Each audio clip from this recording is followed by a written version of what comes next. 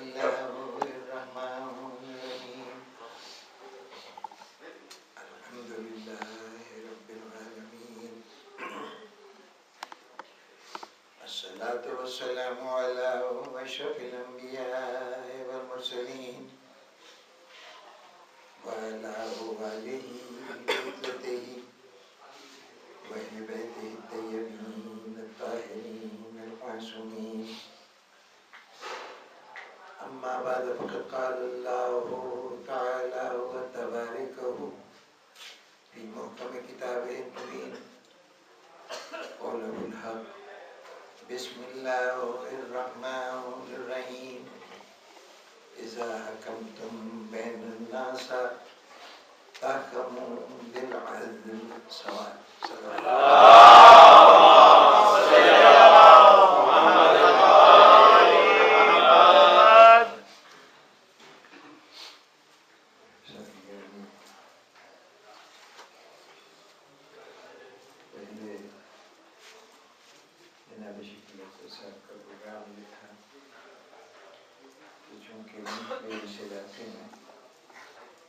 رات ذرا جلدی ہو جاتی ہے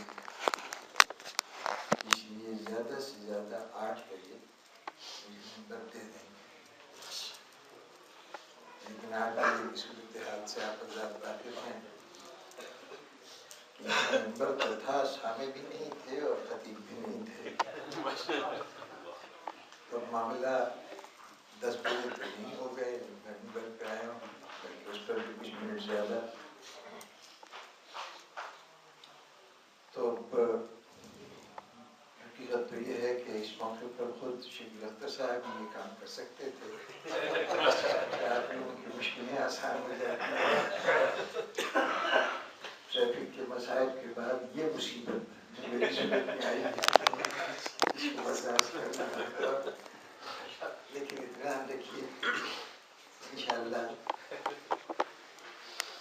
کل سے آج تک کل ایک مجلس 35 منٹ کی تھی آج اس سے پہلے ایک مجلس 28 منٹ کی تھی کوشش کروں گا کہ اب یہ کوئی 25 منٹ کے بعد ختم ہو جائے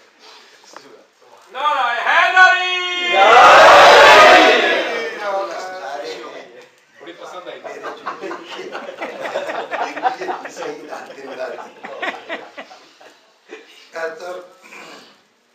سورہ نساء قرآن مجید کی 4تھی سورہ اور اس کی 58ویں آیت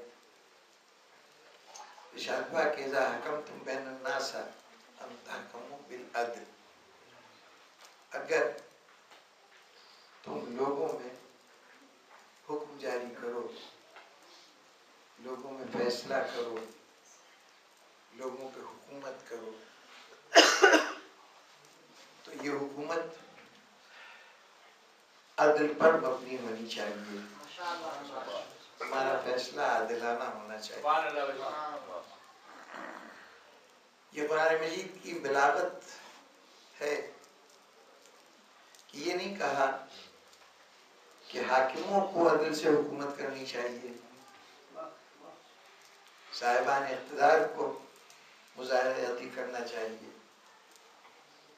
اذا حکمتم اگر تم کبھی حکم دینے لگو فرق کیا ہوا اگر یہ کہتا کہ حاکموں کے لیے ہمارا فرمان یہ ہے کہ تم حکومت عدل سے کرو تو یہ حاکم اور حکومت کا یہ ادارہ اللہ کا منظور شدہ ادارہ سمجھا جاتا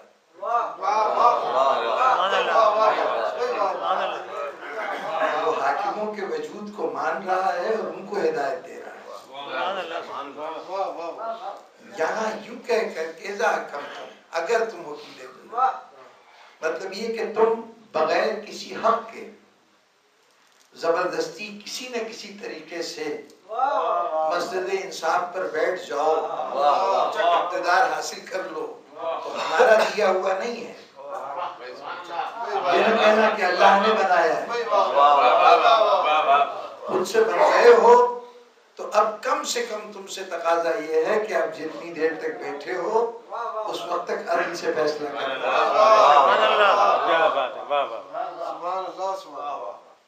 کیونکہ اللہ اگر خود بناتا تو اسے کہنے کی ضرورت نہیں ہوتی کہ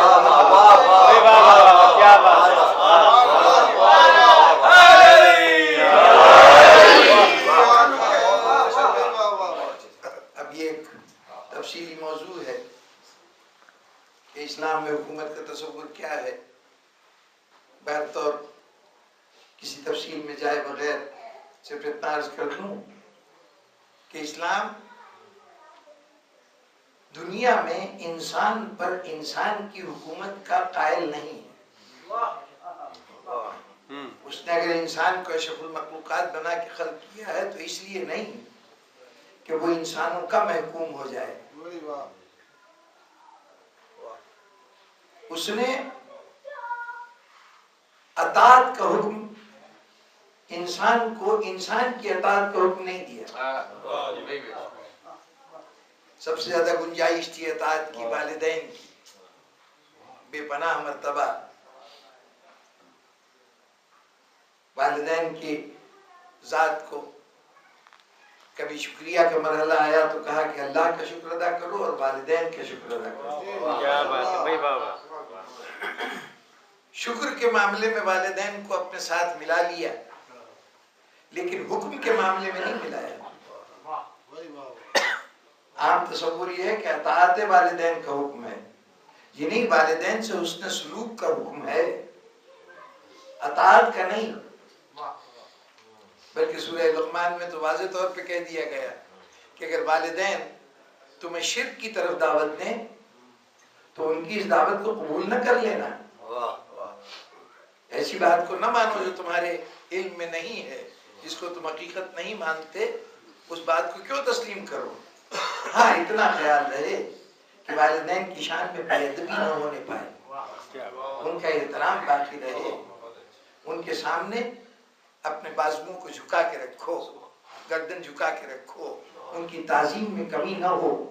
شرک اللہ کے نزدیک ناقابل معافی، لیکن والدین کا شرک بھی اللہ ہدایت کرتا ہے کہ ان کا شرک بھی ان کے احترام میں رکاوٹ کی بنیاد نہیں بن سکتا. کافر بھی ہے، مشرک بھی ہے، تب بھی احترام رہے گا. وہاں پہ بھی حکم اطاعت نہیں ہے. اس نے صرف اطاعت کا مطلق اطاعت کا اگر حکم دیا تو یا تو رسول کی اطاعت کا حکم دیا اور یا اس کو جس کو اس نے اولی الامر کہا. بادشاہوں کی اطاعت کا حکم نہیں ہے، حکومتوں کی اطاعت کا حکم نہیں ہے، بے شک. اس لیے کہ یہ ادارہ اس کا ادارہ نہیں ہے، یہ انسان کا اپنا بنایا ہوا ادارہ ہے. اور ہم نے جس کو حاکم بنایا وہ جس کو بناتا ہے وہ اس کا بننے کا حق رکھتا ہے. ارشاد ہوا کہ ہم نے اللہ جانتا ہے کہ رسالت کو کس جگہ قائم کرے، کون ہے حقدار رسالت کا. علم بھی ہو، عصمت بھی ہو تو منصب رسالت ملے گا. اور جب امامت کی باری آئی تو معاملہ اور سخت ہو گیا. لا ینال عہد الظالمین، ہم یہ امامت کے عہدے کے سلسلے میں کسی ظالم کو یہ منصب نہیں دے سکتے. کیا بات، واہ واہ. تو اس کے ادارے میں تو جو بھی منصب پہ آئے گا وہ صاحب عدالت ہوگا. لیکن جہاں خود ساختہ حاکم ہو، وہ بنانے کا جو بھی طریقہ ہو، لوگوں نے مل کے بنایا ہو یا خود مسلط ہو گئے ہو، ان کو بحیثیت حاکم کے اللہ قبول نہیں کرتا. ہاں اتنا ہے کہ اگر تم حاکم بن گئے ہو تو پھر اتنی سی بات یاد رکھو کہ اگر مسلمان ہو، قرآن کو تسلیم کرتے ہو، خدا کو خدا مانتے ہو، تو پہلی شرط یہ ہے کہ عدالت کرنا. اب جہاں عدالت نہ ہو، محض حکومت ہو یا حکومت کی خواہش ہو، عدالت نہ ہو، حکومت ہو یا حکومت کی خواہش ہو، تو یہ سمجھ لیجئے کہ یہ خواہش کچھ بھی کہی جا سکتی ہے، اسلام نہیں کہی جا سکتی۔ مطالبہ شریعت ان کی زبان سے زیبا ہے۔ شریعت اسلامی کیا ہوئی؟ شریعت اسلامی حاکم کے لیے عدالت شرط، اگر عدالت ہے تب تو اسلام کی گنجائش ہے، عدالت نہیں ہے تو اسلام کی گنجائش نہیں ہے۔ لاکھوں بے گناہوں کا خون بہانے کے بعد اگر کوئی کہتا ہے کہ ہم اسلام نافذ کرنا چاہتے ہیں تو ظلم کبھی اسلام نہیں بن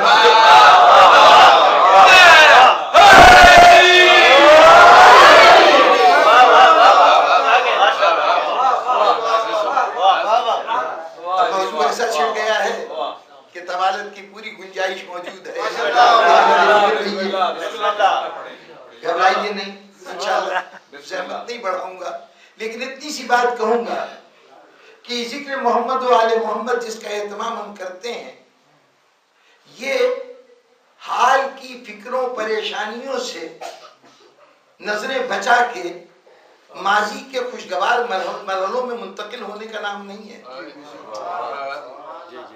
یہ کوئی ٹائم مشین نہیں ہے کہ فرش ازا پہ آئے اور اس دور سے کٹ گئے اور پہنچ گئے 1400 سال پہلے۔ اب خوشیاں ہیں تو اسی دور سے متعلق، راحتیں ہیں تو اسی سے متعلق، محبتیں ہیں تو اسی دور کی، نفرتیں ہیں تو اسی دور کی۔ جی نہیں، ذکر محمد و آل محمد اور بالخصوصیت کربلا، یہ ماضی کی بنیاد پر حال کی تعمیر کے طریقے کا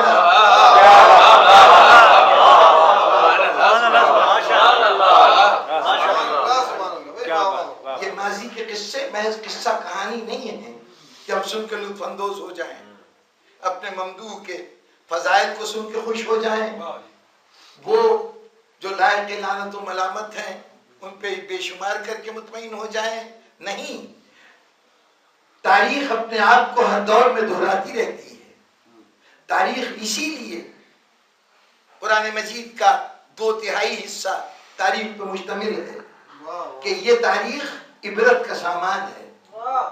اس کی بنیاد پر اپنے حال کی تعمیر کرو، حال کے مسائل کو سمجھنے کی کوشش کرو۔ آج میرے سامنے جنگ صفین کے مرحلے پوری طرح سے نمایاں ہیں۔ واقعات کی طرف اشارہ کر دوں، صورتحال یہ ہے کہ معاویہ کی فوجیں شکست سے دوچار ہو رہی ہیں۔ طویل جنگ کے بعد وہ مرحلہ ہے کہ اب جناب مالک اشتر معاویہ کے خیمے تک پہنچ چکے ہیں اور اس کے خیمے کو گرانے کا اہتمام کر رہے ہیں، تنابیں کاٹنے کے لیے ہاتھ بڑھ چکا ہے۔ ادھر جب شکست کو اتنا یقینی دیکھا گیا تو نیزوں پہ قرآن اٹھا لیا گیا کہ ہمارے درمیان قرآن ہے اور اس کو بنیاد بنا کے فیصلہ کریں، قرآن کی بنیاد پہ فیصلہ کریں۔ مولا کائنات نے کہا خبردار دھوکے میں نہ آنا، ان کا قرآن سے کوئی تعلق نہیں۔ خیال رہے کہ ابتدائی جنگ میں جناب امیر نے خود کہا تھا کہ آؤ قرآن کی بنیاد پہ فیصلہ کرتے ہیں، اس وقت ماننے سے انکار کر دیا گیا تھا، چنانچہ حوالہ دیا گیا کہ تو ان کو پہلے قرآن کی طرف دعوت دی گئی تھی، یہ نہیں مانے تھے، اب ان کی بات پہ نہ آنا۔ لیکن اب دھوکہ کھانے والے لوگ، یہ کوئی حضرت علی کی تربیت یافتہ لوگ نہیں تھے، یہ شیعان علی کا مجمع نہیں تھا، یہ حضرت عمر کی وہ فوج تھی جسے شہر کوفہ کے اندر بسایا گیا تھا۔ انہوں نے اب تک جو ساتھ دیا تھا تو پہلے امام علی کا ساتھ نہیں دیا تھا، اپنے چوتھے خلیفہ کا ساتھ دیا تھا۔ ان کی فکری تربیت اسی ذریعے سے ہوئی تھی جنہوں نے یہ فوج، یہ کوفہ شہر جو ہے یہ سن 17 ہجری میں حضرت عمر نے بسایا تھا اپنے فوج کی چھاونی کے طور پر، تو ان کے فوجی یہاں پہ قیام پذیر تھے، وہی لوگ حضرت علی کا ساتھ دے رہے تھے، اس لیے کہ حضرت علی اس تسلسل میں چوتھے خلیفہ تھے، انہوں نے کہا پچھلے خلیفہ کا بھی ساتھ دیتے تھے، ان کا بھی ساتھ دے رہے ہیں۔ فکری طور پر ان کی تربیت جناب امیر نے نہیں کی تھی، نتیجتاً اب وہ نہیں سمجھ سکتے تھے اس بصیرت کو جس کا مظاہرہ جناب امیر سے ان کا محب پوری طرح سے جس سے واقف تھا، نتیجتاً انہوں نے ماننے سے انکار کر دیا اور اس مصالحت کے دعوت کو قبول کر لیا گیا۔ اب جب مصالحت کا فیصلہ ہوا تو علی کے اطاعت گزار ایسے تھے کہ جب حکم دیا گیا کہ بس جنگ بند کر دی جائے تو حضرت مالک اشتر تنابیں کاٹنے جا رہے تھے، خیمے کی ہاتھ اٹھ چکا تھا، اتنے میں فرمان پہنچا کہ جنگ بند کر دی جائے۔ مالک اشتر کی جرت نہیں تھی کہ وہ اٹھی ہوئی تلوار تناب کے اوپر پڑ گئی۔ یہ تو اطاعت گزاروں کا رد عمل تھا۔ اب اہتمام شروع ہوا کہ کون مصالحت کے لیے بات چیت کرے، کون بات چیت کرے۔ علی نے مالک اشتر کا نام پیش کیا، لوگوں نے ماننے سے انکار کر دیا۔ جناب عبداللہ ابن عباس کا نام پیش کیا گیا، اس کو ماننے سے انکار کر دیا، یہ کہہ کر کہ یہ تو تمہارے آدمی ہیں۔ چنانچہ اسے بنایا گیا جو ان کا آدمی۔ اب یوں سمجھئے کہ ادھر بھی معاویہ کی حمایت کرنے والا عمر بن العاص تھا اور ادھر بھی دربدہ معاویہ کا حامی مذاکرات شروع ہوئے۔ 6 مہینے تک بیٹھے باتیں ہوتی رہیں۔ مسئلہ کیا تھا؟ صفین کے میدان میں جو فوجیں آئی تھیں وہ عثمان کے قتل کا بدلہ لینے کے لیے اس کے قاتلوں کی تلاش میں آئی تھیں۔ مطالبہ یہی تھا کہ علی کی فوج میں قاتلان عثمان ہیں، وہ ہمارے حوالے کیے جائیں۔ جنگ اس پہ ہو رہی تھی، مذاکرات اس موضوع پہ ہونے تھے۔ نتیجے نے بتایا کہ مذاکرات تو اس بات پہ ہوتے رہے کہ خلافت کس کو ملے۔ وہ بات سارے فسانے میں جس کا ذکر نہ تھا، نتیجے میں سامنے آئی۔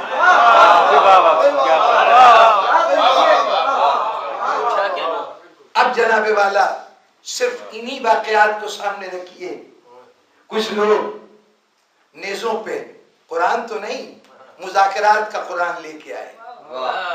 مذاکرات ہونے چاہیے، مذاکرات ہونے چاہیے، اور جب انجام کار مان لیا گیا مذاکرات ہونے چاہیے تو جو مذاکرات کی دعوت دے رہے تھے سب سے پہلے میدان سے وہ ہٹ گئے،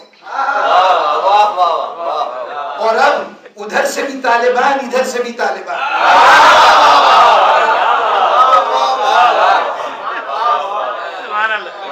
اور آج تو باقاعدہ یہ اعلان کر دیا گیا کہ ہم نے جو گفتگو کی ہے تو اندازہ یہ ہوا کہ ہم کوئی غیروں میں نہیں بیٹھے۔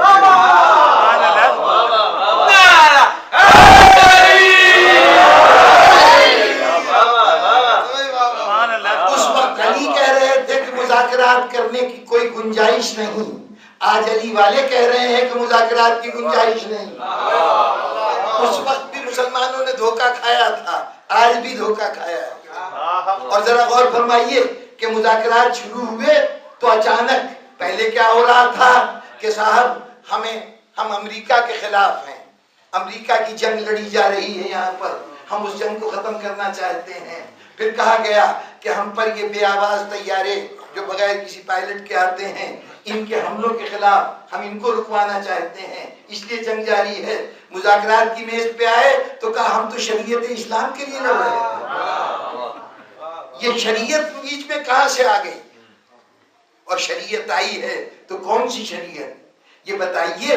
پہلا سوال یہ ہے، پہلی تو بات یہ کہ یہ آپس میں گفتگو کرنے والے یہ جو 2 فریق ہیں، یہ 2 فریق اس مسئلے پر گفتگو کرنے کا حق کب رکھتے ہیں؟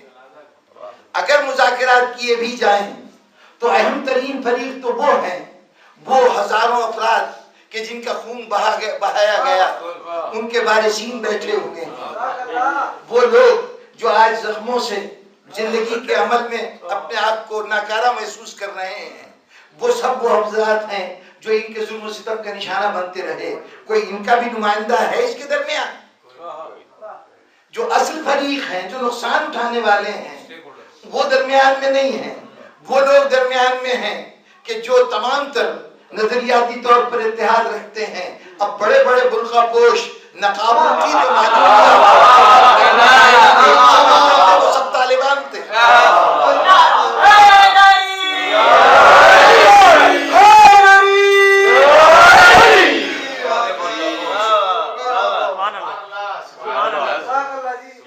جناب والا، یہ آپ کی یہ ہر ہفتے کا اجتماع، اس کو ضائع نہ کیجیے۔ غور کیا کیجئے، موقع ملے آپس میں بیٹھیے، حالات کا جائزہ لیجئے کیا ہو رہا ہے۔ جناب والا ایک بہت بڑی سازش ہے جو آپ کے ارد گرد چال بنا جا رہا ہے۔ بہت پہلے سے مجھے اپنے کئی ہوئی باتوں کو دہرانے کا نہ کبھی شوق رہا ہے نہ کبھی دہرائی ہے، لیکن بعض اوقات محسوس کرتا ہوں کہ شاید نبضوں پر میرا ہاتھ بہت پہلے پڑ چکا تھا۔ جناب اون محمد رضوی کے سوئم کی مجلس میں پہلی مرتبہ، اس سے پہلے مجاہدین تھے، قابل احترام تھے، ہر جگہ ڈبے رکھے رہتے تھے دکانوں کے اوپر کہ مجاہدین کے لیے چندہ دیں، مسلمان دل کھول کے ان کے لیے اہتمام کر رہے تھے۔ اس وقت میں نے سوئم کی مجلس میں کہا تھا کہ یہ جو پرائیویٹ آرمی بنائی گئی ہے یہ باقاعدہ منظم آرمی نہیں ہے، یہ پرائیویٹ آرمی ہے جو پرائیویٹ لوگوں کی سرکردگی میں ہے۔ یہ پرائیویٹ آرمی 16ویں صدی سے پہلے کا تصور تھا کہ مختلف جاگیردار فوج رکھا کرتے تھے اور بادشاہ جب ضرورت محسوس کرتا تھا اس فوج کو بلا لیا کرتا تھا، لیکن وہی جاگیردار کبھی کبھی اتنے طاقتور ہو جاتے تھے کہ بادشاہ سے بادشاہ چھین کر خود بادشاہ بن جایا کرتے تھے۔ جب یہاں پر اس نوعیت کی پرائیویٹ آرمی شروع ہوئی تھی اس وقت توجہ دلائی تھی، اور مجھے اپنا کہا ہوا یہ جملہ یاد ہے کہ نسلوں کو انتظار نہیں کرنا پڑے گا، یہ جو آپ نے جگہ جگہ اسلحے کے ڈھیر لگائے ہیں یہ جلدی ہی پھٹنے والا ہے اور اس کو یہی نسل اس کا سامنا کرے گی۔ اور اس کے بعد سے صورتحال آپ کے سامنے ہے کہ وہی مجاہدین بعد میں دہشت گرد بنے اور دہشت گرد بننے کے بعد آج اسلام کے چیمپئن بن گئے۔ جب بھی بات ہوتی ہے کہہ دیا جاتا ہے کہ وہ ڈرون حملے ہیں، ہم تو اس کی وجہ سے لڑ رہے تھے، تو جناب والا اس میں بتائیے کہ کوئٹہ کے شیعوں نے، کراچی کے شیعوں نے، اسلام آباد کے شیعوں نے، پشاور کے شیعوں نے، انہوں نے کیا قصور کیا تھا؟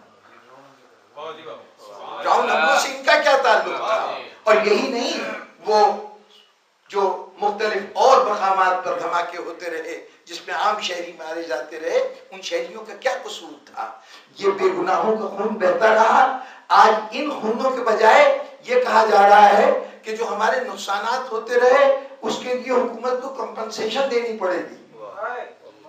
ابھی دیکھتے جائیے کہ کیا کیا ہوتا ہے، لیکن ایک بات ذہن میں رکھیے، بنیادی طور پر تاریخ کی کچھ اہم حقیقتوں کو نظر انداز نہ کیجیے گا۔ میں نام لے کر تفصیلات میں جا کر گفتگو نہیں کیا کرتا، لیکن اب کیا کروں کہ پردوں میں بات کہی جائے تو پوری طرح سے اب چیزیں واضح نہیں ہوتی۔ آج سے 200 سال پہلے سرزمین عرب پر ایک مذہب آیا تھا، نجد میں ایک شخصیت محمد ابن وہاب نے وہابیت کی بنیاد رکھی تھی۔ یہ وہابیت کا تصور تھا، بنیادی طور پر انہوں نے کہا کہ اسلام میں جو جہاد کی تعلیم دی تھی اس جہاد کو مٹا دیا گیا، ہم اس جہاد کو زندہ کر رہے ہیں۔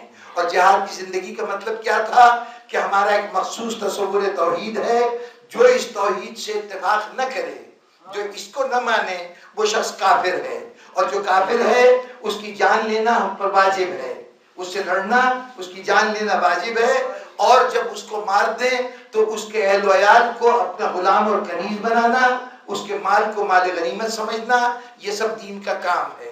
چنانچہ لوٹ مار کا ایک سلسلہ شروع ہوا، اور ارد گرد کے مختلف چھوٹی چھوٹی ریاستیں جو شیخڈم تھیں، جو مختلف شیخوں کے علاقے تھے، ان پہ حملہ ہوتا تھا، ان کے لوٹ مار کی جاتی تھی، اور یہ سارا مال و دولت جمع ہوتا جاتا تھا دریا کے اس علاقے میں کہ جہاں آل سعود مقیم تھے۔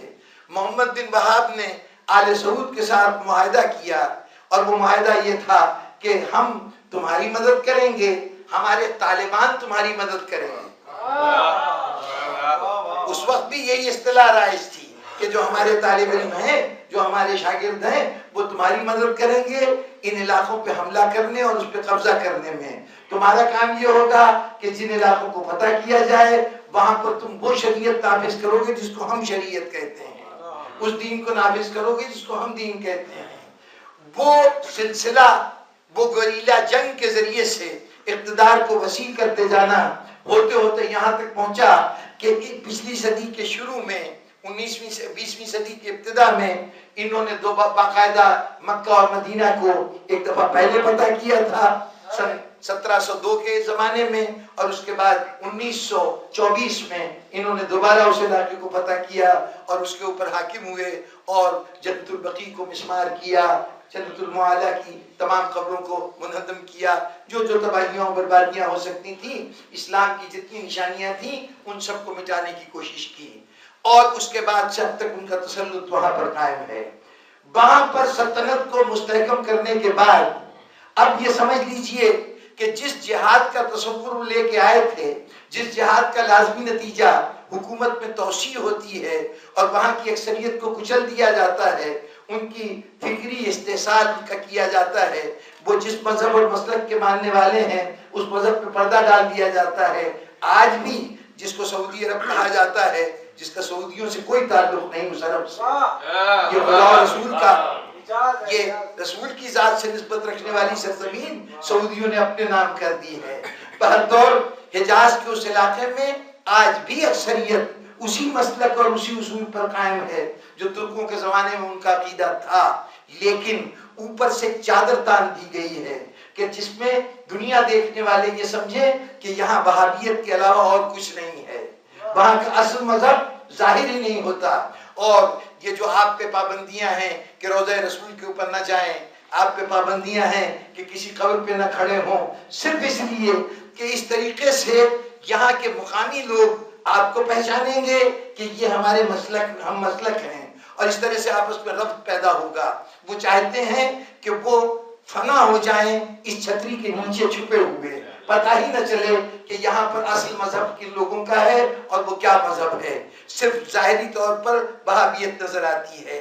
خود آپ کی سرزمین میں یہی صورتحال کی گئی ہے، تمام نمایاں مقامات پر وہابیت چھاتی چلی گئی۔ سب سے پہلے آپ لوگوں نے اگر محسوس کیا ہو، ایک مسلک تھا جس کو ہم لوگ تو اہل حدیث کہتے تھے، وہ کہتے تھے نہیں ہمارا کوئی نام نہیں ہے، ہمارا وہی فرقہ ہے جو رسول اللہ کا فرقہ ہے۔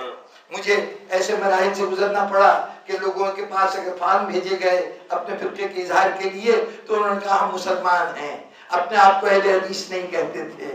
پوچھا گیا کہ آپ مسلمان ہیں تو بتائیے اب تک اسلام پہنچا کس کے ذریعے سے؟ جو ذریعہ آپ کا ہوگا وہی آپ کے فرقے کا اظہار کر دے گا۔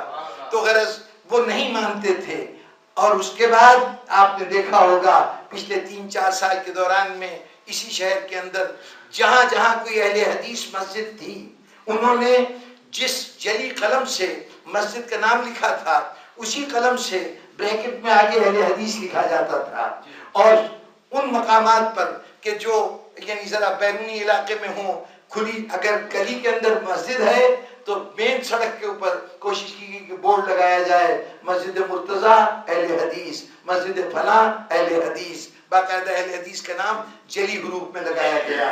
اب کسی اور مسلک اور عقیدے کی مساجد پر اس نوعیت کا بورڈ نہیں ہوتا۔ جب جگہ جگہ راہ گزرنے والا یہ دیکھے گا یہ بھی اہل حدیث کی مسجد، وہ بھی اہل حدیث کی مسجد، تو سمجھے گا کہ یہاں پر اہل حدیث ہی ہوتے ہیں اور کوئی مسلک نہیں پایا جاتا۔ اور آپ جو واقعہ روز عاشور ہوا ہے اگر اس کی روح کو سمجھنے کی کوشش کریں تو اس میں یہی تاثر دینے کی کوشش کی گئی تھی کہ اب اس سرزمین پر کوئی اور آواز اٹھانے والا نہیں رہ گیا، ہم ہی ہم ہیں، ورنہ کس کی مجال تھی، کس کی جرت تھی کہ یہ معلوم ہو کہ شیعہ جلوس گزر رہا ہے، وہ اپنے نماز جمعہ کے وقت کو طول دے کر اس وقت تک آ جائیں جب جلوس کے گزرنے کا وقت آ جائے، اور پھر ان کے سامنے دل کھول کر امام حسین علیہ السلام کے مشن کو بھی خدا کہا جائے، یزید کی مدح بھی کی جائے، کہ مطلب یہ تھا کہ اب تو شیعہ باقی ہی نہیں رہ گئے، ان میں دمخم ہی نہیں ہے۔ میں سمجھتا ہوں جو رد عمل ظاہر کیا گیا وہ رد عمل واجب تھا کہ ایسا ہی کیا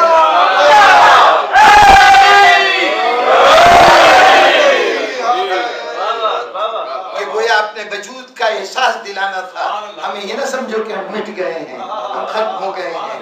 یہ اگر نہ کیا جاتا تو یقیناً یہ سمجھ لیا جاتا کہ شیعت ختم ہو چکی ہے۔ ہم نے یہاں کی جو اکثریت مسلمانوں کی ہے، جو بریلوی مسلمان کہلاتے ہیں، ان کو تو پہلی دیوار کے ساتھ لگا دیا ہے، ان میں تو طاقت رہ نہیں گئی، اس لیے کہ ان بیچاروں کے پاس اہل علم کی تعداد کم ہے، بولنے والے بہت تھوڑے سے ہیں. جو تھوڑے بہت افراد تھے ان کو آرام باغ کے ایک جلسے میں تمام کے تمام افراد کو پوری قیادت جو تھی اہل سنت حنفی مسلک کے بریلوی لوگوں کی، ان سب کو کراچی کے اندر ایک ہی مرحلے پر پورا اسٹیج اڑا دیا گیا تھا اور وہ سارے بڑے بڑے علماء اس میں مارے گئے تھے. اب ان کے پاس ایک طاہر القادری صاحب کے علاوہ کوئی بڑا نام نہیں رہ گیا جو ان کی ترجمانی کر سکے. نتیجتاً وہ جماعت تو خاموش ہو کے اپنے گھروں میں بیٹھ گئی. غلطی سے جب شیعہ دشمنی کی لہر اٹھی تھی تو وہ عادت کے تحت یا یوں کہیے کہ دھوکہ کھاتے رہے، کیونکہ جو ان کے سامنے آ رہا تھا شیعہ دشمنی کا علم لے کر وہ اپنے آپ کو اہل سنت کہہ رہا تھا. چنانچہ وہ بھی بیچارے شامل ہو گئے. اور آج صورتحال یہ ہے کہ جب اپنا وجود مٹتے دیکھا تو پھر انہوں نے محسوس کیا کہ اگر ہماری پناہ کا کوئی ذریعہ ہو سکتا ہے تو یہی علی کا نام لینے والے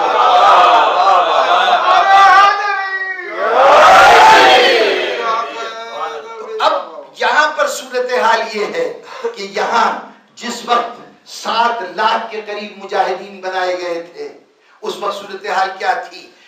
یہاں پر وہابیوں کی مقدار، اہل حدیث کی تعداد آٹے میں نمک سے بھی کم تھی. بہت ہی بے وقت لوگ تھے.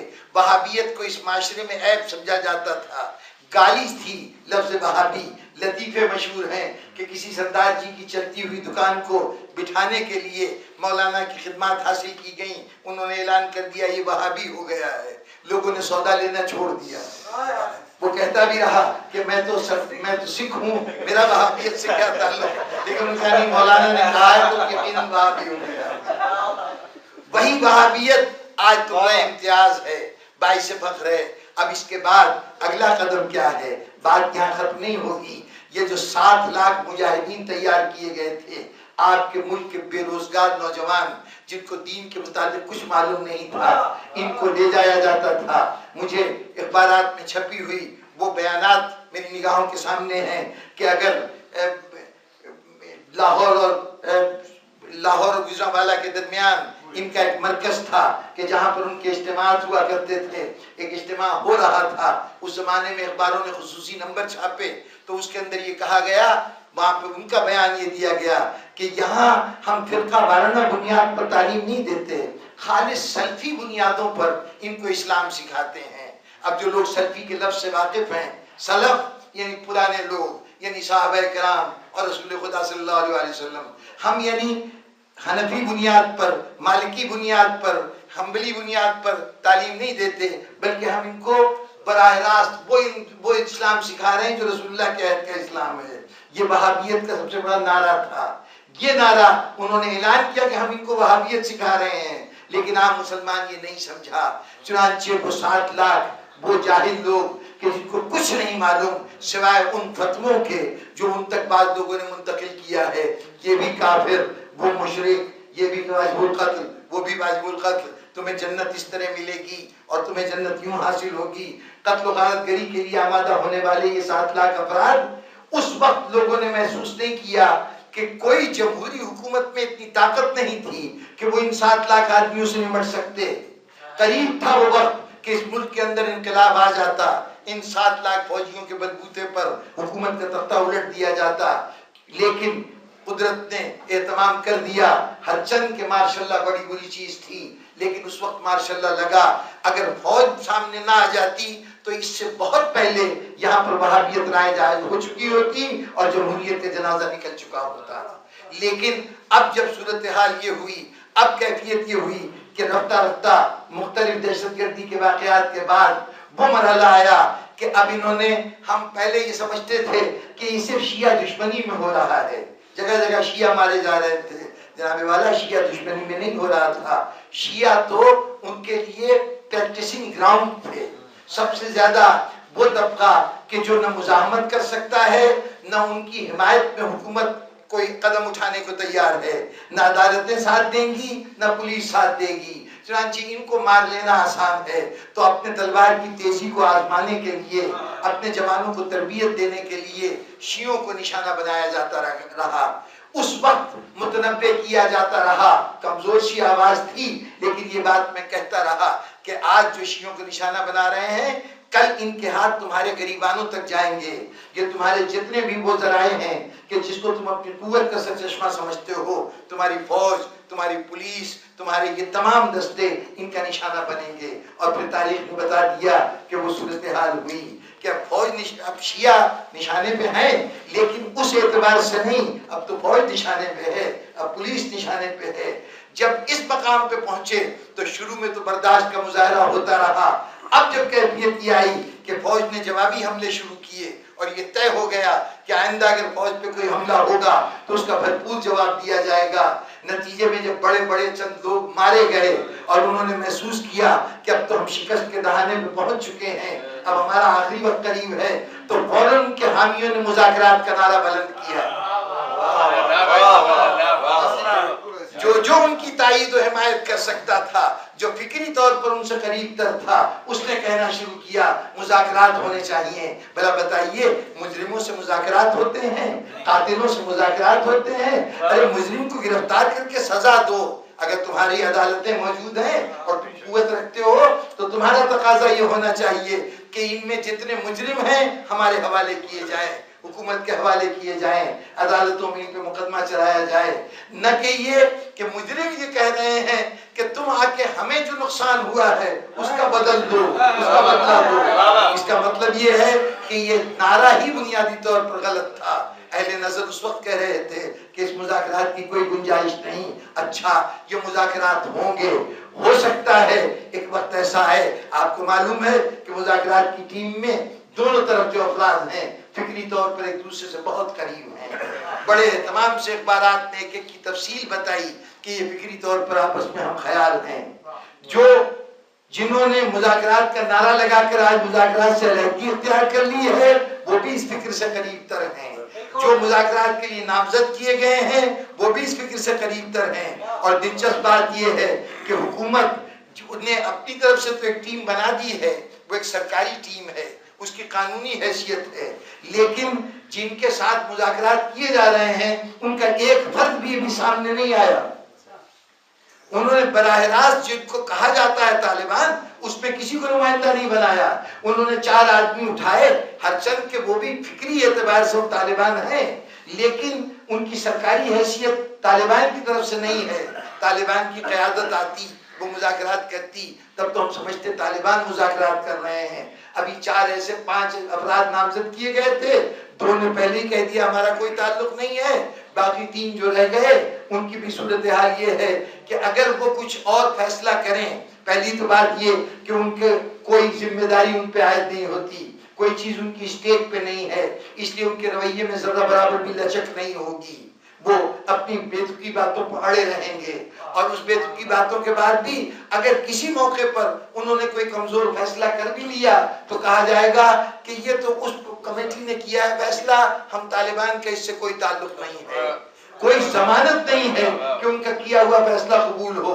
حکومت کی ٹیم تو سرکاری ٹیم ہے، ان کی ٹیم غیر سرکاری ٹیم ہے، غیر نمائندہ ٹیم ہے. اس اعتبار سے اس قسم کے مذاکرات میں کوئی نتیجہ نکلنے کا امکان نہیں. لیکن شاید چونکہ دونوں ہم خیال ہیں، اس بات پہ اتفاق ہو جائے کہ اچھا جناب چلیے ہم شریعت نافذ کیے دیتے ہیں. اور ہر چند کے جب یہ کہا جاتا ہے کہ ہم صرف ان سے مذاکرات کریں گے جو آئین کے پابند ہیں، تو اس کو بڑے فخر سے کہا جاتا ہے آئین میں تو لکھا ہوا ہے نا کہ پاکستان کا دین، پاکستان کے قانون اسلام کے مطابق ہوگا. تو ہم تو یہی مطالبہ کر رہے ہیں بھائی، جو تم جب ایک بات آئین میں موجود ہے کہ پاکستان میں اسلام نافذ ہوگا، تو پھر تمہیں مطالبہ کرنے کی کیا ضرورت ہے؟ تمہارا یہ مطالبہ تو منظور شدہ ہے. اگر اسلام ہی نافذ ہوگا، اگر نشاندہی کرنی ہے تو تم ان قوانین کی نشاندہی کرو جو خلاف اسلام ہے. یہ کہو کہ شریعت کا آئین کا تقاضا یہ تھا کہ اسلام نافذ کیا جائے، فلاں فلاں قانون اسلام کے خلاف ہے، یہ تو بات ہو سکتی ہے. لیکن یہ بھی بات اس وقت ہو کہ جب تم آئین کے مسئلے کو، پہلے آئین کو تسلیم کرتے ہو، حکومت کو حکومت مانتے ہو. نہیں، وہ حکومت کو نہیں مانتے، لیکن شاید حکومت اپنی سیاسی مجبوریوں سے مجبور ہو کر، یا شاید اپنے کچھ ذاتی تعلقات کا خیال کرتے ہوئے سعودی عرب کچھ ذاتی رشتہ داریاں بھی اس نوعیت کی ہوتی ہیں کہ بعض اوقات انسان مجبور ہو. در حقیقت یہ اپنی حکومت کے لیے فضا ہموار کر رہے ہیں. اور اگر ایک بات کو غور سے دیکھیے تو یہ عجیب بات نظر آئے گی. آج یہ جتنی دہشت گردی تھی، اس دہشت گردی کے سرخیل جو بانی ہیں وہ لوگ تھے جنہوں نے طالبان کو جنم دیا. طالبان کو جنم دینے والے کون تھے؟ وہ جن کی سرپرستی القاعدہ کر رہی تھی، جن کی سرپرستی یہاں پر ہمارے وہ مذہبی ادارے کر رہے تھے جن کو اہل حدیث سے نسبت تھی. جو یہاں پر شاہ فیصل کے نام سے ایک یونیورسٹی ہے H8 میں، اس یونیورسٹی میں باقاعدہ بھرتی دفتر تھا. مسجد قبا کے نام سے ایک مسجد ہے I8 میں، وہ کل بھی اس کا مرکز تھی، آج بھی ان کا مرکز ہے طالبان کا یا مجاہدین کا. وہ مجاہدین کی جماعت، وہ طالبان، وہ القاعدہ اور وہ اہل حدیث آج آپ کو بالکل خاموش دکھائی دیتے ہیں. مقابلے میں وہ گروہ ہے جو اپنے کو دیوبندی کہتا ہے. تمام دیوبندی مساجد، تمام دیوبندی تحریکیں وہ سب جمع ہیں شیعوں کے خلاف بھی، چاہے وہ لشکر جھنگوی ہو، چاہے وہ جند اللہ ہوں، یا جتنی بھی تنظیمیں ہیں طالبان کی، وہ تمام اہل حدیث ہیں. ان کے قائدین بھی اور ان کے کارندے بھی، وہ تمام کے تمام دیوبندی ہیں. یہ دیوبندی سامنے رکھے گئے ہیں، یہ دیوبندی نظر آ رہے ہیں. اور اس کے مقابلے میں جو القاعدہ کی اصل پارٹی ہے وہ آج کل خدمت خلق کے نام سے اپنے آپ کو متعارف کرا رہی ہے. سیلاب میں اپنے کارندے بھیج کر، زلزلے میں اپنے آدمیوں کو متعین کر کے کہ ہم تو خدمت خلق کر رہے ہیں. یہ دیوبندی حضرات جو آج ان کا اعلی کار بنے ہیں، ان کو نہیں معلوم کہ اب ان کا وقت آخر آ چکا ہے. کل بریلویوں نے ساتھ دیا تھا اور بعد میں ان کو سبق سکھا دیا گیا کہ ہم تو صرف ترتیب کے حساب سے آگے بڑھ رہے تھے. پہلا نشانہ شیعہ تھے، اس کے بعد تمہاری باری ہے، اور اس کے بعد تیسری باری ابھی احساس نہیں ہے لیکن دیوبندی حضرات کی بھی باری آنے والی ہے. آپ نے سنا مشکل سے 2 ہفتوں کے دوران 3 ماویہ نام کے آدمی مارے گئے، ایک کراچی میں، ایک لاہور میں، ایک اسلام آباد میں. یہ 3 کے تینوں دیوبندی تھے، 3 کے تینوں اس تحریک سے وابستہ تھے جو شیعہ دشمنی میں سر فہرست ہے. اب ذرا غور فرمائیے ان کو کس نے مارا؟ یہ کس نے مارا؟ یہ سمجھ لیجئے کہ جو پرائیویٹ ادارے ہوتے ہیں نا، وہاں پر جو ملازم پرانا ہو جائے وہ سب سے زیادہ ناقابل برداشت ہو جاتا ہے. جتنا سینئر ہوتا جاتا ہے اس کی تنخواہ بڑھتی جاتی ہے، اس کا معاوضہ بڑھتا جاتا ہے، اس کے تجربے کی قیمت اور مدت ملازمت کی وجہ سے اس کی ذمہ داری، اس کی تنخواہیں بڑھ جاتی ہیں، وہ بڑا مہنگا پڑتا ہے ان کو جنہوں نے ملازم رکھا ہے. چنانچہ وہ ایک سینئر رکن کو نکال دیتے ہیں اور اس کی جگہ 2-3 جونیئر بھر لیتے ہیں. ان جونیئرز کی مل کر بھی تنخواہ اتنی نہیں ہوتی جتنی سینئر لے رہا ہوتا ہے.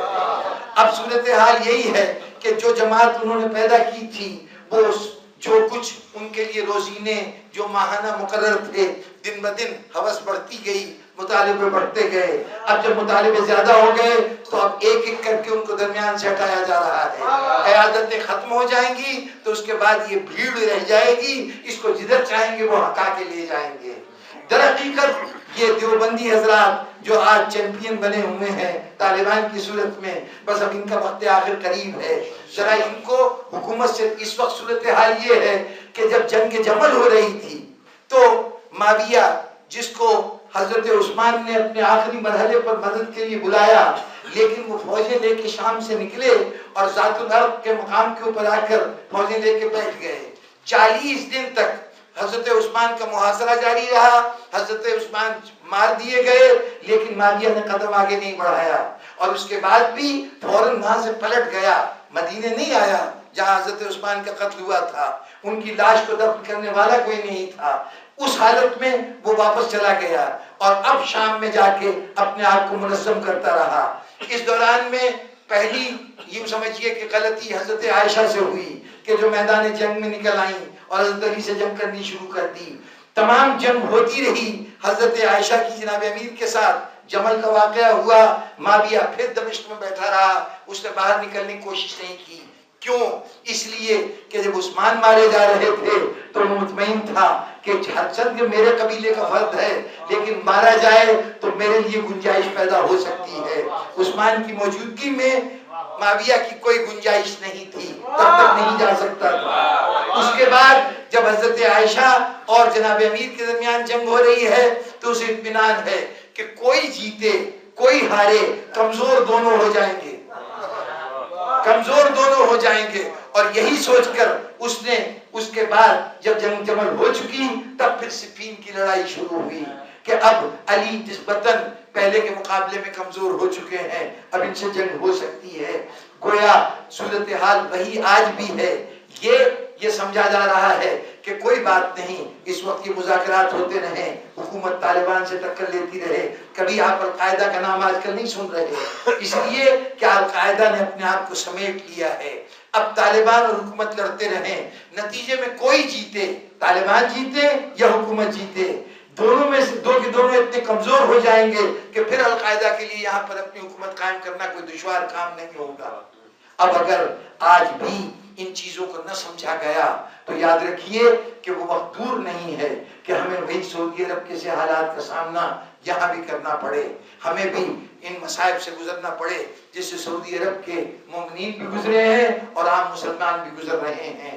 ان مسائل کا سامنا ہمیں کرنا پڑے، اس کے لیے ضروری ہے کہ ہم کم از کم تجزیہ کرتے رہیں، چیزوں کا جائزہ لیتے رہیں اور اس کے مطابق کوشش کریں کہ اور کچھ نہیں تو فکری طور پر دشمن کی چالوں سے واقف تو ہو جائیں۔ اور بھائیوں، اس موقع پر خاص طور پر میں اپیل کروں گا اپنے ان تمام دوستوں سے کہ جو مجمع کی خوشنودی کے لیے ان مسائل کو چھیڑتے رہتے ہیں جن مسائل سے ہم میں آپس میں اختلاف کی دیواریں بڑھتی چلی جائیں، آپس میں خلیج بڑھتی چلی جائے، کہیں یہ بحث ہوتی ہے کہ یہ عزاداری کا دشمن ہے، کہیں بحث ہوتی ہے یہ ولایت امیر المومنین کا منکر ہے، کہیں ہوتی ہے ہم ماتم کرنے والے ہیں یہ مولوی ہے، کہیں مولوی یہ کہتا ہے کہ یہ ماتمین کا تو دین سے کوئی تعلق نہیں ہے۔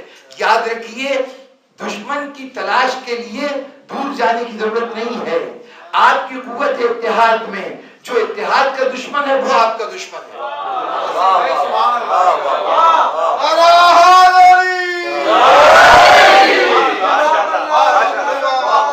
اب پوری قوت سے ان تمام آوازوں کو دبانے کی کوشش کیجئے جو ہمیں آپس میں تقسیم کر رہی ہیں، کسی سطح سے آئیں، کسی حیثیت سے آئیں، بظاہر اپنا کہہ رہا ہو اسے بھی روک دیجئے، بظاہر جس کو آپ غیر سمجھتے ہیں وہ بھی آپ کا اپنا ہے، وہ غیر نہیں۔ کتنی مرتبہ یہ بات کہہ چکا ہوں کہ شیعت کی پہچان دو چیزیں ہیں، ایک عقیدہ اور ایک عمل، اور یہ دونوں چیزیں ہوں تو کوئی شخص شیعہ ہے ورنہ شیعہ نہیں۔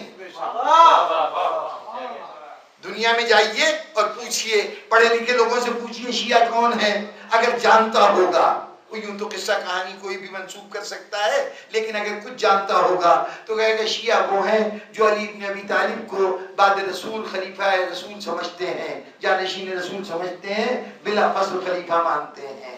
یہ وہ ہوگا جو جانتا ہوگا، وہ تو نظریاتی بنیاد پر آپ کا یہ عقیدہ بتائے گا کہ یہ علی کی ولایت کے قائل ہیں، علی کی امامت کے قائل ہیں، علی کی بعد رسول خلافت کے قائل ہیں، یہ شیعہ یہ ہیں۔ اور اگر عوام الناس سے پوچھئے گا شیعہ کون ہے تو وہ کہے گا یہ جو پیٹتے ہیں، یہ جو گھوڑا نکالتے ہیں۔ یعنی شیعت کی ایک پہچان ولایت علی ہے اور شیعت کی دوسری پہچان عزاداری ہے۔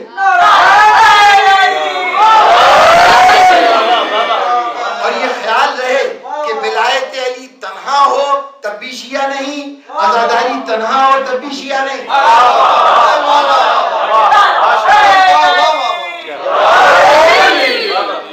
اب تو انتقال ہو گیا، جناب شکیل اختر صاحب گواہ ہیں، ہمارے ایک بزرگ شخصیت ہوا کرتے تھے، جناب صاحبزادہ نصیر الدین صاحب گولرا شریف کے بزرگ شخصیت تھے، مجھ سے کچھ ذاتی نوعیت کے تعلقات بھی تھے، بہت زیادہ گفتگو ہوتی تھی، کئی جگہ کھانوں پہ بھی شرکت ہوتی تھی، ہم دونوں قصائی شریف بھائی تھے، جہاں سے وہ گوشت لیتے تھے وہاں سے میں گوشت لیا کرتا تھا، تو یہ خصوصی نسبت تھی ان کے ساتھ۔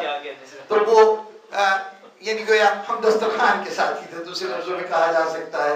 ایک دن بڑی محبت سے کہنے لگے کہ آپ ہی جناب امیر کو خلیفہ بلا فصل نہیں مانتے، ہم بھی ان کو بلا فصل خلیفہ مانتے ہیں، ہم صوفیاء کرام ہم بھی خلیفہ بلا فصل مانتے ہیں۔ انہوں نے کہا کہ ہمارے نزدیک ایک روحانی شخصیت کا جو قطب زمانہ ہو، جس کی روحانیت اس کائنات کے وجود کو قائم رکھنے کا سبب ہو، اس روحانی شخصیت کا ہر دور میں موجود ہونا ضروری ہے۔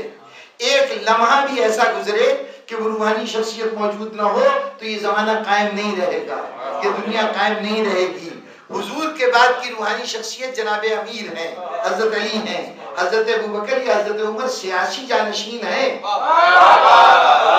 ان کا کہنا یہ تھا کہ سیاسی جانشین ہیں، لیکن روحانی نمائندگی اگر کوئی کر سکتا ہے تو حضرت علی کر سکتے ہیں۔ اور حضور کے دنیا سے چشم پوشی کرنے کے بعد ایک لمحے کا بھی وقفہ نہیں ہو سکتا کہ حضرت علی اس مسند پہ نہ بیٹھ جائیں۔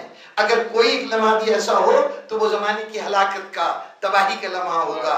چونکہ زمانہ قائم ہے، اس کا مطلب ہے علی بلا فصل رسول کے جانشین ہیں۔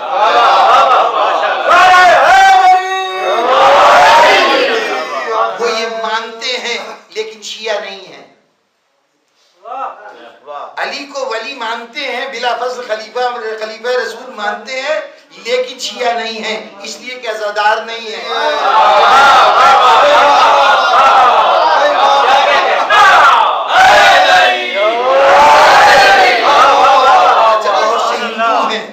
بہت سے ہندو ہیں عزاداری کرتے ہیں۔ آپ کے سندھ میں باقاعدہ ان کے اپنے ذاکر ہیں، ان کے اپنے شاعر ہیں، ان کے اپنے ماتمی دستے ہیں، آج کے زمانے میں بھی موجود ہیں۔ پاکستان میں جو سندھ ہے، پچھلے سال بی بی سی نے کوئی 2.5 منٹ کی ایک ڈاکومنٹری دکھائی تھی جس میں سندھ میں ہندوؤں کی عزاداری کا منظر دکھایا تھا۔ باقاعدہ ان کے مرثیہ خان مرثیہ پڑھ رہے ہیں، ان کے اپنے شاعر ہیں جو کلام کہتے ہیں امام کی تعریف میں۔ بہت سے ہندو شاعروں نے کلام کہے ہیں۔ یہ لوگ عزاداری کرتے ہیں، ہندو عزاداری کرتے ہیں۔ اہل سنت بہت بڑی جماعت ہے، اب تو رفتہ رفتہ ان تعصبات کی فضا میں کم ہو گئی، لیکن بہت بڑی تعداد تھی۔ کوئی شہر ایسا نہیں تھا برصغیر کا جہاں شیعوں کے جلوس کے ساتھ اہل سنت کا جلوس نہ نکلتا ہو۔ ان کے ہاں بھی عزاداری ہوتی تھی، لیکن تمام تر عزاداری کرنے کے باوجود نہ وہ ہندو شیعہ تھے نہ وہ سنی شیعہ تھے۔ کیوں؟ اس لیے کہ وہ علی کو خلیفہ بلا فصل نہیں مانتے تھے۔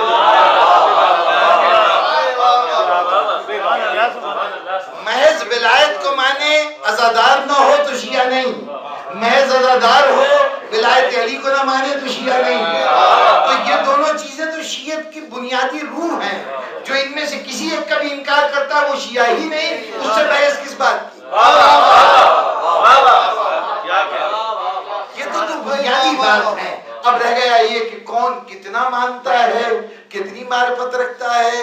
ان کو معرفت امیر المومنین نہیں، اچھا تو جو کہتے ہیں ہمیں معرفت امیر المومنین ہے، انہیں ہے معرفت؟ کیا سلمان فارسی سے بڑھ کے ہیں؟ وہ اگر بارگاہ رسالت میں کہیں کہ میں علی کو نہیں پہچانتا، اور اس لیے نہیں پہچانتا کہ یا رسول اللہ آپ ہی نے تو کہا ہے علی کو یا میں نے پہچانا یا خدا نے پہچانا۔ تو جس کو خدا اور رسول کے سوا کوئی نہ پہچانتا ہو، اس کے لیے میں کہوں میری معرفت زیادہ ہے، اس کی معرفت کم ہے۔ یہ علی کی معرفت نہیں رکھتا، یہ اہل بیت کی معرفت نہیں رکھتا۔ جناب والا یہ کہنا بھی اپنے متعلق خوش گمانی ہے۔ اپنی بہت حقیر سے معرفت کے تصور کو ہم نے سمجھ لیا کہ شاید ہم علی شناس ہیں۔ ہم کیا جانے علی کیا چیز ہے؟ یاد رکھیے علی کے متعلق، علی تصوف میں ایک مقام ہے، اس کو مقام حیرت کہتے ہیں۔ مقام حیرت کون سا ہے؟ کہ جہاں پہنچ کے انسان کی سمجھ میں نہیں آتا یہ سب کیا ہے، یہ پری چہرہ لوگ کیسے ہیں، غمزہ و عشوہ و ادا کیا ہے، یہ جب تجھ بن کوئی نہیں موجود یا الہی یہ ماجرا کیا ہے، اس دنیا میں یہ کیا ہے۔ اصل شہید و شاہد و مشہود ایک ہیں، حیران پھر مشاہدہ ہے کس حساب میں۔ ایک ایسا مقام آتا ہے تصوف میں جہاں کچھ سمجھ میں نہیں آتا۔ یہ معرفت کی وہ منزل ہے جو صوفیہ کو حاصل ہو جائے، مقام حیرت تک پہنچ جائیں تو سمجھتے ہیں کہ ہم نے معرفت کی بڑی منزلیں طے کر لی۔ اس مقام پہ آ جانا جہاں یہ اعتراف ہو جائے کہ میری سمجھ میں کچھ نہیں آتا، بس سمجھ لیجئے علی کا بھی اسی وقت تک کچھ تھوڑی بہت معرفت کا کوئی مدعی ہو سکتا ہے جب تک یہ احساس رہے کہ علی کو ہم نہیں پہچان سکے۔ ورنہ جس نے علی کو پہچان لینے کا دعویٰ کیا وہ گمراہ ہوا۔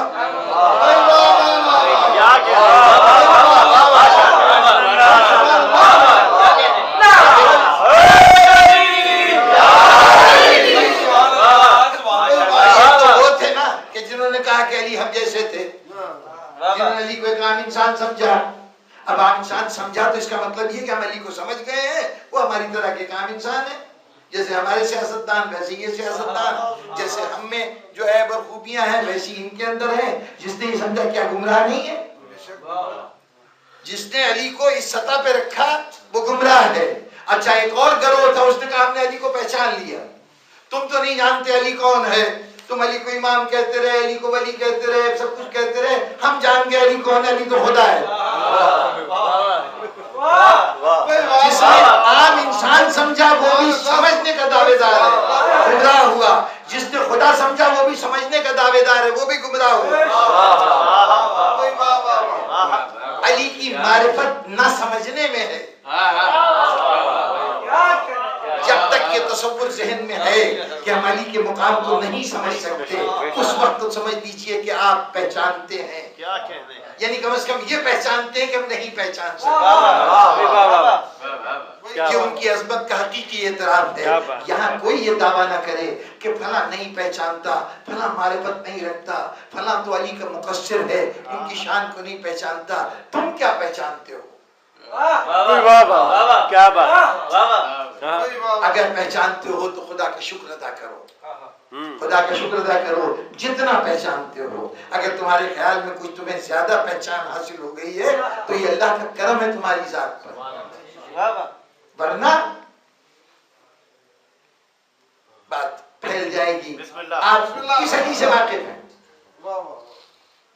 کس علی سے واقف ہیں؟ آپ کے ذوق مناظرہ کا یہ نتیجہ ہے کہ جہاں علی کی کوئی فضیلت بیان کی جائے تو آپ کا پہلا سوال یہ ہوتا ہے کہ یہ ان کی کتابوں میں لکھا ہے کہ نہیں. بخاری شریف میں بھی یہ بات ہے، مسلم شریف میں بھی یہ بات ہے. اب کام یہ رہ گیا کہ صرف اس علی کو پیش کرو جو بخاری شریف میں موجود ہے، جو مسلم شریف میں موجود ہے. اس علی کو تو ہم جانتے ہی نہیں جو ہماری کتابوں میں ہے. اگر کوئی فضیلت ایسی بیان کی جائے جو بہار الانوار میں ہے تو آپ کہیں گے کہ یہ علی سے یہ تو کوئی بات نہیں ہوئی. ہم بڑا سنیوں کو قائل کرنے کے لیے تو ہمیں ان کی کتاب چاہیے. آپ صرف اس علی کو جانتے ہیں جو انہوں نے بیان کیا ہے.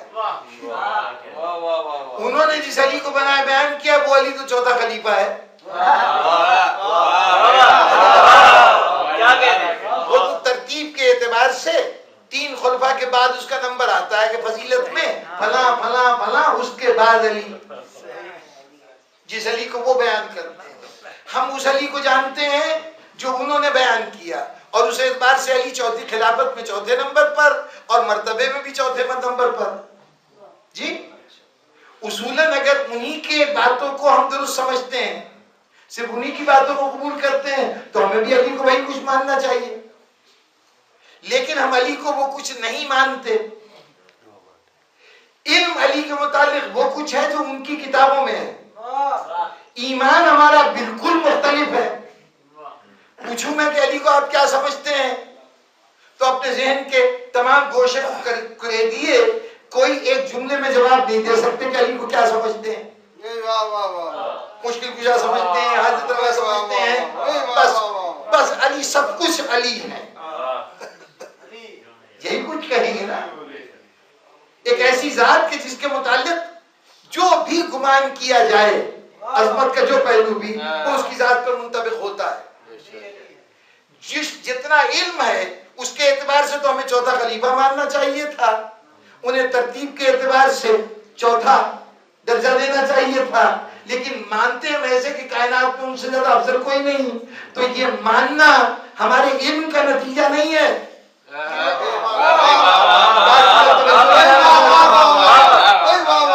علی کو ہم جو کچھ مانتے ہیں یہ ہمارے علم کا نتیجہ نہیں ہے، یہ خدا کی دین ہے کہ اس نے معرفت کی رحمت ہمیں عطا کی ہے.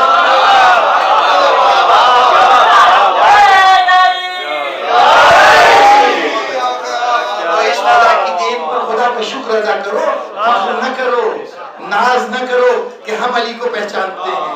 تم پہچانتے، کیا تم پہچانتے ہو؟ تمہیں علی کے متعلق کچھ معلوم نہیں، وہی کچھ جانتے ہو جو ان کی کتابوں میں لکھا ہوا ہے. اس کے علاوہ تو علی کو تم نے دیکھا ہی نہیں، کبھی علی کو اس مقام پر دیکھا ہی نہیں جو علی کا مقام ہے۔ تم تو یہ اللہ کے شکر گزار ہو کہ تمہیں معرفت کی اس منزل پہ رکھا گیا کہ تمہیں وہ کچھ یقین دے دیا گیا کہ جو یقین کتابوں سے نہیں ملا، جو تاریخ سے نہیں ملا۔ اس یقین کی بنیاد پر اللہ کے شکر گزار ہو، اس کے اوپر کسی سے رشک کر، کسی کو برا کہنا، کسی کو محروم قرار دینا، خود کو دولت مند قرار دینا، اگر اللہ نے اچھی شکل دی ہو تو یہ شکل ناز کی بات نہیں ہے، شکر کی منزل۔ کیا بات، کچھ خود اپنی کمائی ہو تو اس پہ فخر کریں۔ معرفت علی ہماری کمائی نہیں ہے، عطا ہے۔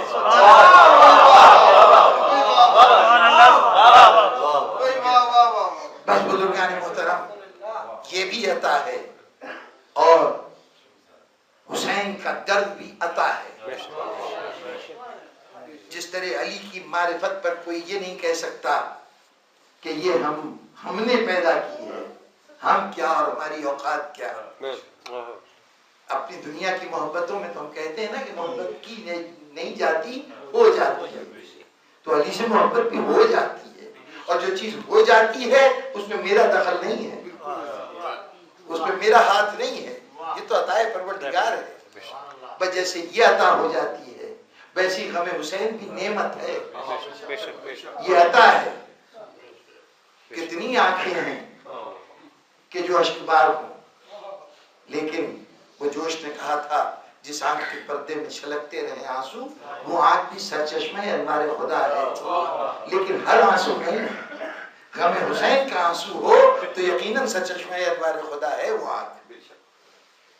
کیا کہنے ان آنکھوں کے کہ جو ذکر حسین پہ اشکبار ہو جائیں، لیکن یہ اشکباری کا جذبہ کسی کی عطا ہے، اس بخشنے والے نے بخشا ہے، یا شاید کسی ماں کی دعا ہے، ہمارا دخل تو نہیں ہے۔ کیا کہنے جو ظلم کر رہے تھے وہ بھی تو انسان تھے، اللہ نے ان کو بھی تو دل دیا تھا، وہ ظلم کرتے ہوئے اشکبار نہ ہوئے۔ ہم تذکرہ سن کر آنسو بہا رہے ہیں تو یہ عطا پروردگار ہی ہے نا، ورنہ عام انسان تو حیوانیت کی اس سطح پر اتر جاتا ہے کہ کربلا میں دو شخصیتیں ایسی ہیں کہ جہاں پہنچ کر آج کے عہد میں یہ واقعہ ہو تو شاید اقوام متحدہ کا ہر ممبر چیخ اٹھے۔ ذرا تصور کیجئے 6 مہینے کا بچہ ہو، باپ گود میں لیے کھڑا ہو، کہہ رہا ہو اگر تمہیں اعتبار نہیں، یہ سمجھتے ہو کہ اس کے نام پہ پانی مانگ رہا ہوں، تو میں اس بچے کو یہاں لٹا دیتا ہوں، خود آ کے پانی پلاتا ہوں۔ اس درخواست کے نتیجے میں اگر تیر آئے تو سوچئے کہ مقابلے میں کون انسان ہے، کس سطح کے انسان۔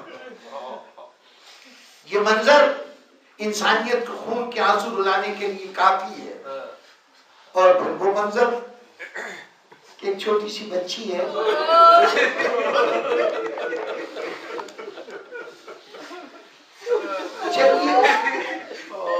دشمن کی اولاد ہے، لیکن یتیمی تو ایسی چیز ہے کہ جہاں ہو رحم کا جذبہ پیدا کر دیتی۔ باپ مرا ہو، بیٹی کو باپ کے مارے جانے کی خبر دی جا رہی ہو، اور کیسے خبر دی جا رہی ہو؟ مجھے ایک لمحہ یاد آ گیا، مصلحت خدا بندی، مصلحت امام۔ حضرت مسلم شہید ہوئے، شہید تو اس دن ہوئے جس دن امام حسین اسلام نے مکے سے سفر کا آغاز کیا تھا، لیکن جب تک اظہار کی مصلحت نہیں تھی اس وقت تک امام نے اس خبر کو ظاہر نہیں کیا۔ ایک وقت آیا کہ اب یہ خبر ظاہر ہوئی، کچھ کوفے کے لوگ ملے جنہوں نے آ کے ظاہری طور پر اطلاع دی کہ حضرت مسلم شہید ہو گئے۔ اب جب یہ خبر آئی امام نے باہر یہ خبر سنی، مردوں کے مجمع میں خبر سنائی گئی، امام نے خبر سنی، اس کے بعد خیمے میں آئے۔ آ کے کہا تھا مسلم کی بچی آ رہا ہے، عاتکہ کو گود میں بٹھا لیا، پیار کرتے رہے. پھر کہا زینب میں نے مدینہ سے چلتے ہوئے تمہیں 2 گوشوارے دیے، جب سکینہ کے لیے 2 گوشوارے آئے تھے اور بچی کے کانوں میں اپنے ہاتھ سے گوشوارے پہنا، بار بار بچی کے ماتھے پہ بوسہ دیتے ہیں.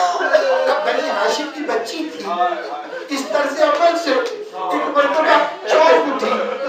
شفقت حسین کی شفقت یقیناً بے پناہ تھی بچوں کے ساتھ، لیکن یہ شفقت دیکھ کر اسے کچھ احساس ہوا. بے ضابطہ پوچھا ماموں میرا بابا تو حسین نے کلیجے سے لگا دیا دیکھی اب مجھے ہی باپ سمجھ، تیرا باپ دنیا سے اٹھ سکتا ہے. میں کہوں گا عاتکہ بڑی خوش نصیب ہے تو کہ تجھے باپ کی خبر، مرنے کی خبر حسین نے سنائی، کی شفقت سے سنائی. ذرا اپنی ہم عمر سکینہ سے پوچھ کہ باپ کے مرنے کی خبر کیسے ملی. رخسار پہ تماچے پڑے، یہاں گوشوارے پہنائے گئے، وہاں گوشوارے اتارے گئے. نہیں اتارے نہیں گئے، آج اتارے جائے. سکینہ سال بھر زندہ رہی ہے شام غنیمہ کے بعد، لیکن کانوں کے زخم ٹھیک نہیں ہوئے.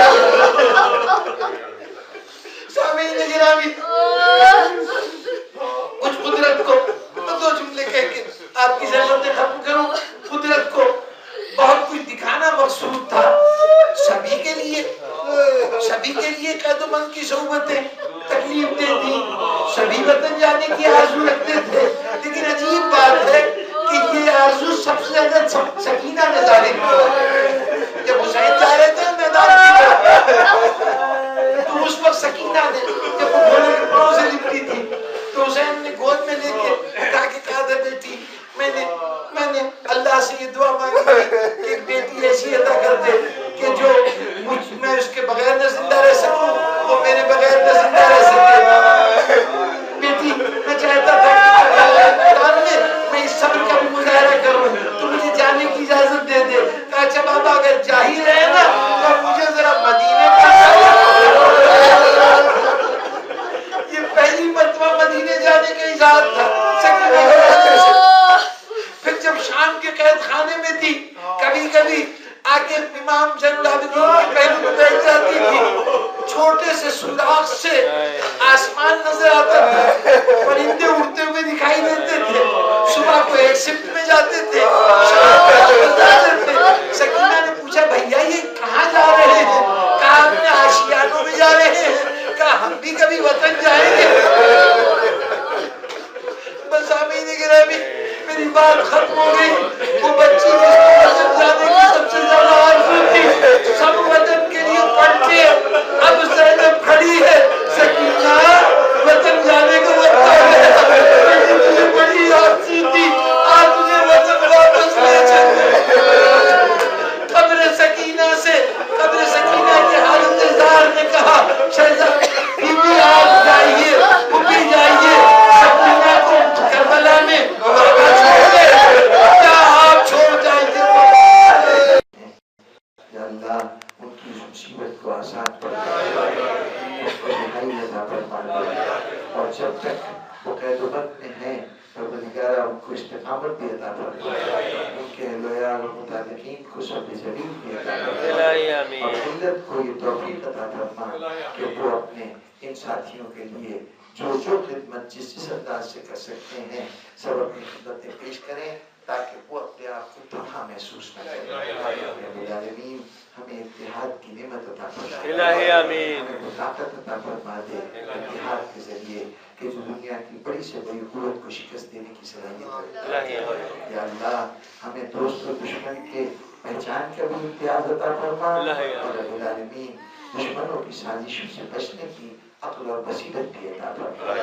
رب العالمین اپنے آخری حجت کا دل ظہور فرما دے اور ان کے ظہور سے वाबस्ता जितनी कामयाबियां और कामरानियां हैं, परवरदिगारा हमें उसका हिस्सेदार बना दे। आपकी नुसरत की तौफीक अता फरमा। इस तरह अंसार हुसैन ने इमाम हुसैन अलैहिस्सलाम की नुसरत की थी। रब्बुल आलमीन जो तालिब इल्म भी उसूल इल्म के लिए सरगर्दा हैं, इस वक्त हमारा इत्तेहाद के बाद दूसरा बड़ा मुहाज उसूल इल्म का मुहाज है।